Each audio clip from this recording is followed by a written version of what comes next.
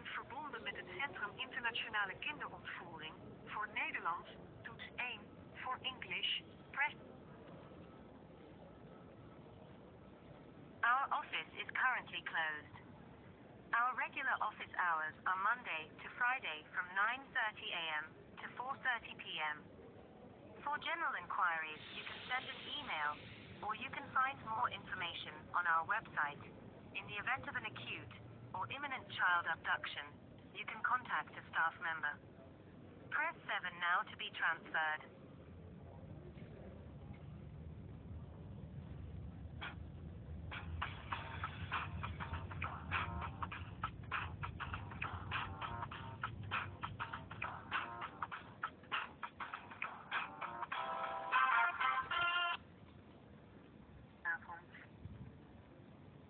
Centrum, where can I help you? Oh, do you speak in English? Yes, I do. Ah, hi. How can I help you? Hi. Yes, I'm a disabled parent. I'm concerned about my child, and I want to know if this is confidential. This telephone line. The line is very, very bad. Yes. Is this telephone call? Is it confidential? You're calling out the Netherlands, but it's going through like a computer system. When I speak to you, will it be confidential? Will it be private? Yes, of course it will be. Yeah. Except if I need to set your case to, we have always somebody, a lawyer you might need advice or things like that. Yeah, but madam, please, I have to advise you, I can't talk to lawyers because I have a brain injury, and if I speak to lawyers, normally it will cause me to have a seizure. Okay. So, do you know who you are calling? Yes, I'm trying to get advice. I'm a disabled parent, and I'm concerned that my child might have been brought to the Netherlands. Yeah. And so, my question is this. Do I have a right to know if my child lives in the Netherlands? How old is your child? 2. 2. If you are not divorced? No, I've never been married. Okay. Then it depends if you are legally the father of the child. Of course I'm legally the father. Otherwise, I wouldn't be making the call and describe myself as the father. Mm-hmm. But I want to know. Normally, both parents have the same right. I don't know from which country you're calling, but it's depending on the country. But in general, at least in the Netherlands, both parents have the same rights. Okay, so if I go to the town hall in Holland and I ask, is my child registered here in your country, they have to tell me, or they can say they don't have to tell me? I don't know if they would be able to tell you.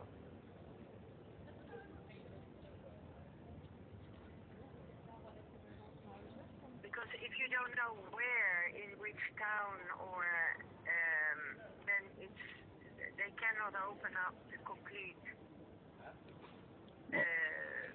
council. Okay, but if I go to a council and I say, is my child registered in your council area, do they have a duty to tell? Do they have a duty to tell me or not?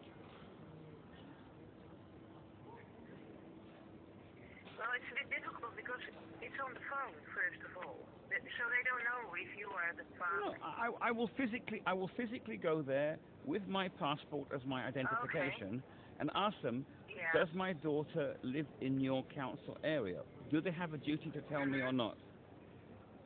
This I don't know. That's why I told you, I am the first, because this is like emergency line. Oh, yeah. We have it open the whole night. Yeah, so I should call in the morning, should I, to get some more information? Yeah, if such hour, there will be people that have knowledge of this, Yes. but it will be lawyers. Yes.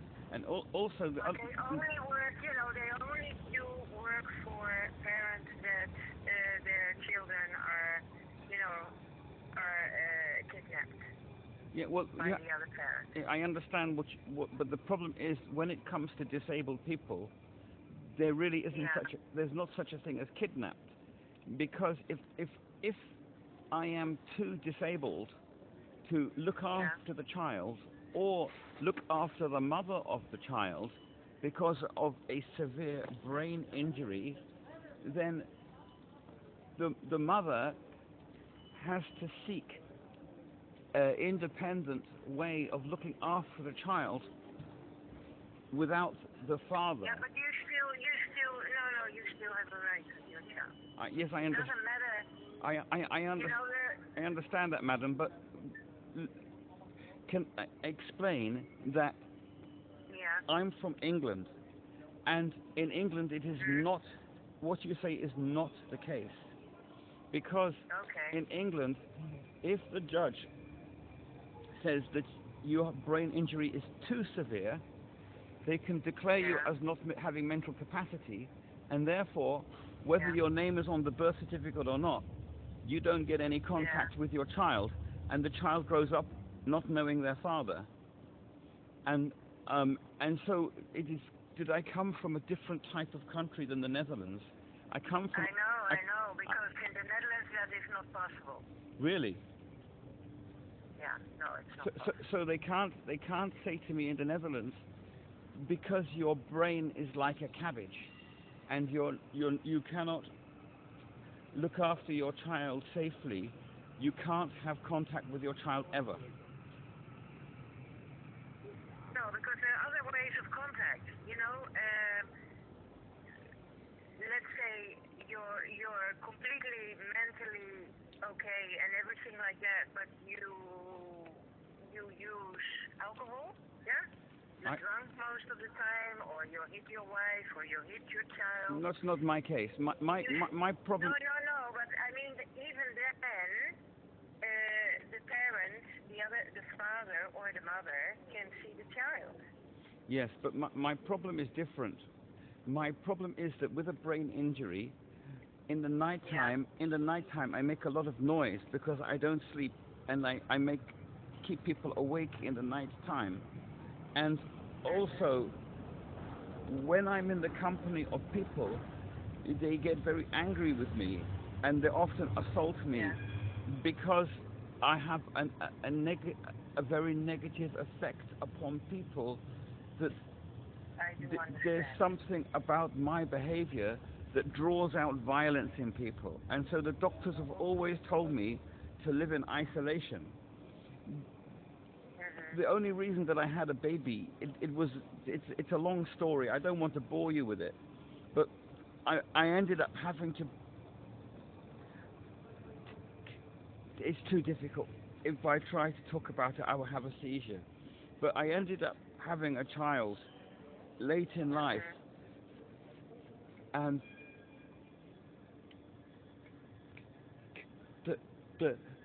the mother of the child make me do things that I'm not comfortable with that child, and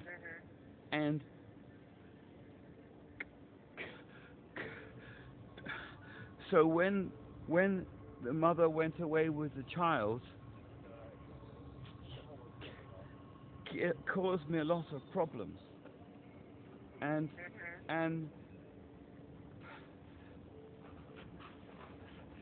I would like to receive medical treatment so I never have to see the mother or the child again. But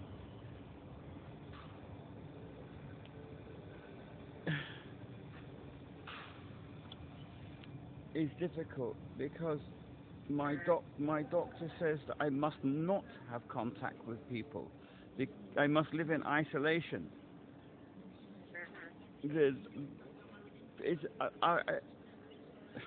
I'm just in a very difficult situation. Like, I'm a human being, know, I understand. But I'm not. But at the same time, I'm not a human being, and I'm living under medical instructions to not have contact with people. But the problem is that, in theory, the theory doesn't really match very well with the practice, because I'm a brain-injured person in a wheelchair, so I'm very reliant upon other people, and then and the people who help me, they're not the best quality people, and I end up in a lot of trouble with them, and I don't really know how to. My house arts doesn't do anything for me, and I don't know how to manage my situation. I tried for many years to be euthanized, but they won't even euthanize me. I don't know how to deal with this child, because the best thing is for me to forget about them. But you don't want to do that. I mean, that's why you are calling me No, now. I do. The thing is, I'm just very confused. That's all. Because the mother of my child is my bewindvoerder through the rechtbank, and the problem I have is that she doesn't want to do that work, to be the bewindvoerder, and so I was renting a house for her for many years, like 2 years, 3 years, and then she says, okay, we're going to leave this house and move to Holland, and to pack up the house, give the keys back to the landlord, and she went to Holland, and she said, don't follow me, and that's it. And that was like 3 months ago, and they just disappeared. So up until 3 months ago, I saw this person every day, and then all of a sudden they disappeared, and I don't know if it's because they're in a bad situation, or I don't understand what's going on.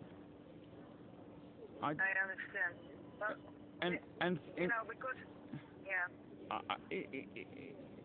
I have papers in the rechtbank for this person to be my bewindvoerder, and I know it was a very difficult choice for them to do something like that, but I made a huge sacrifice. I spent like maybe 100,000 euros over 3 years looking after this person, and I don't really know what to do now. I don't know if I should abandon them. Well, do you want, because I cannot help you there. Yeah, I understand. I can write down your name and please, your telephone number. I want my case to be private and confidential. I don't want you to do that. Okay. But well, if you're from Holland, and I'm not getting any help from my house arts on these matters, is there any kind of organization that's more suitable for giving guidance to somebody like myself, a brain-injured person who ends up in these difficult situations? I don't know where to go. Yeah. I understand. We are specialized, like an expertise center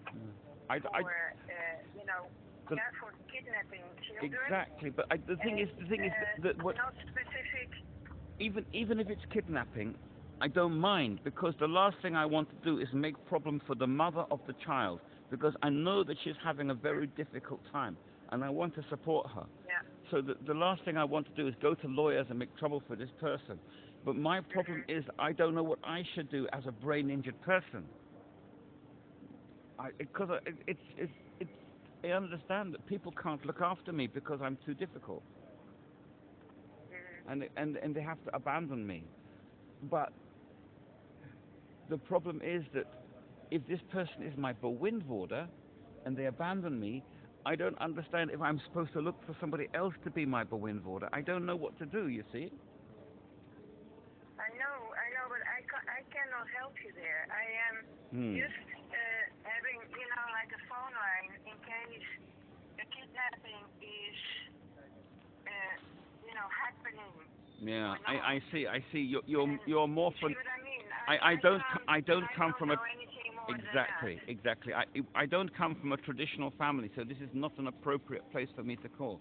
I'll try to call somebody after 9:30 and ask for some guidance from the daytime team. I'm so sorry to disturb you. Yeah? No, it's not a problem. I'm here, to pick up the phone, and if people have problems, but, we like to keep the line open in case, somebody needs help and they're disappearing with the child, on the airport or things like that. Yeah. That's why we're picking up the whole night, the phone. Yeah. But from 9:30, it will be somebody in the office that you can talk to. Yeah. All right. Thank you, madam. Sorry to trouble you. Thank you. Okay. No problem. No, don't say sorry. I'm sorry I cannot help you. Yes. And I hope that, you will find some answers. Yeah. Thank you, madam. Have a good evening. Thank you. Welcome. Bye-bye. Bye-bye. You too.